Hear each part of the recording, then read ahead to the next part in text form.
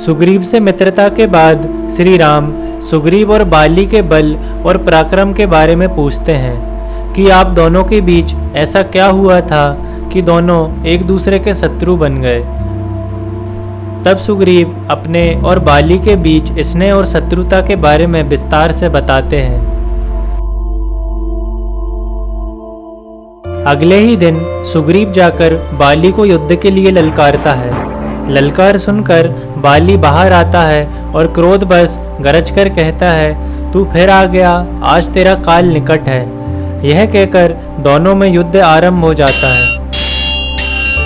थोड़ी ही दूर झाड़ियों के पास श्री राम लक्ष्मण छिप जाते हैं, जहां पर श्री राम अपने धनुष पर बाण लगाकर बाली पर निशाना साधने के लिए खड़े होते हैं। थोड़ी देर लड़ने के बाद ही बाली सुग्रीव पर भारी पड़ने लगता है, क्योंकि बाली को ब्रह्मदेव से वरदान प्राप्त था कि युद्ध भूमि में जो भी शत्रु उसके सामने खड़ा होगा उसकी आदि शक्ति उसके अंदर आ जाएगी। अपने इसी वरदान के कारण ही बाली अपने सभी शत्रुओं को हराने में सफल हो पाता था। इसी वजह से सुग्रीव बाली के सामने कमजोर पड़ने लगता है। वह श्री राम के बाली पर बाण चलाने की प्रतीक्षा कर रहा होता है, लेकिन वह देखता है कि श्री राम ने बाली पर बाण नहीं चलाया और बाली उसे मारने ही वाला था कि मौका पाकर सुग्रीव अपनी जान छुड़ाकर वहां से भाग जाता है।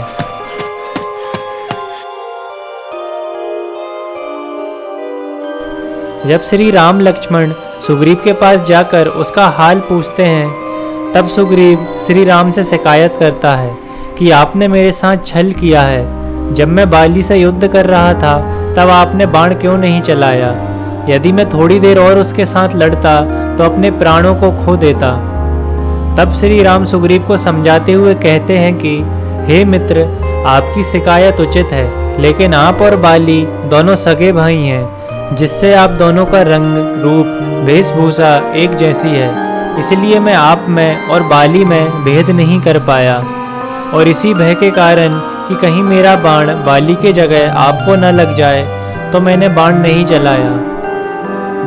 इसलिए अब तुम दोबारा बाली को युद्ध के लिए ललकारो, लेकिन इस बार तुम यह फूलों की माला पहन कर जाओ ताकि मैं तुम्हें पहचान सकूं।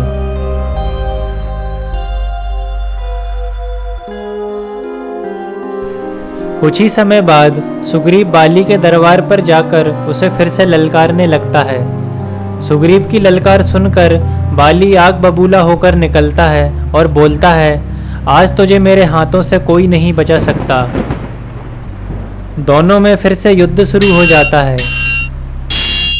थोड़ी देर तक लड़ने के बाद जब बाली अपने गधा के प्रहार से सुग्रीव का अंत करने ही वाला था कि श्री राम अपना बाण बाली पर चला देते हैं। बाण लगते ही बाली वहीं पर गिर जाता है और चिल्लाने लगता है कि मेरे साथ छल हुआ है। कौन है वह कायर जिसने छुपकर मुझ पर बाण चलाया? तब श्री राम लक्ष्मण बाली के सामने जाते हैं, जिन्हें देखकर बाली उनसे शिकायत करता है कि तुमने छुपकर मुझ पर बाण चलाया है, तुमने मेरे साथ अन्याय किया है। तब बाली को समझाते हुए श्री राम कहते हैं कि तुमने अपने छोटे भाई को अपने राज्य से निकालकर और उसकी पत्नी को अपने अधीन करके सबसे बड़ा पाप किया है, क्योंकि छोटे भाई की पत्नी पुत्री के समान होती है। सुग्रीव मेरा मित्र है और अपने मित्र की रक्षा के लिए यदि मुझे पाप कर्म करके नरक भी भोगना पड़े तो भी मैं इसके लिए तैयार हूँ। बहुत समय तक समझाने के बाद बाली को श्री राम की महिमा समझ में आ जाती है और वह अपने पुत्र अंगद को श्री राम की सेवा में समर्पित करके प्राण त्याग देता है।